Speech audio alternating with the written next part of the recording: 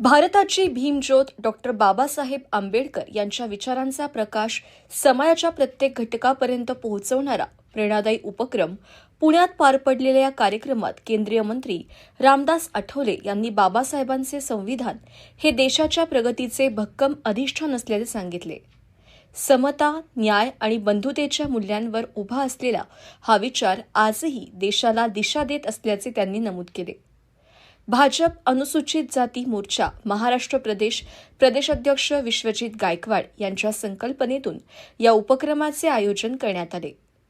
दीक्षाभूमी ते चैत्यभूमी असा हा प्रवास बाबासाहेबांच्या स्वप्नातील भारताचा संदेश देणारा ठरत आहे। नरेंद्र मोदी आणि देवेंद्र फडणवीस यांच्या नेतृत्वाखाली सबका साथ सबका विकास या धोरणातून संविधान अधिक सक्षम करण्याचे कार्य सुरू असल्याचा दावा यावेळी करण्यात आला। या उपक्रमातून समाजात जागरूकता निर्माण करणे, बाबासाहेबांचे विचार नव्या पिढीपर्यंत पोहोचवणे आणि एकात्मतेचा संदेश दृढ करणे हा मुख्य उद्देश असल्याचे आयोजकांनी स्पष्ट केले।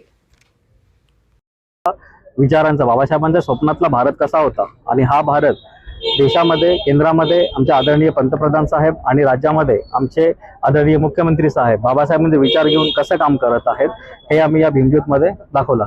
आतापर्यंत मला असं वाटतंय की मला समजलेले बाबासाहेब आणि मला समजलेली भारतीय जनता पार्टी या दोघांना जर आपण एकत्र केलं तर मला असं वाटतंय की आमच्या समाजाचा सोबत आमच्या देशाची प्रगती होईल।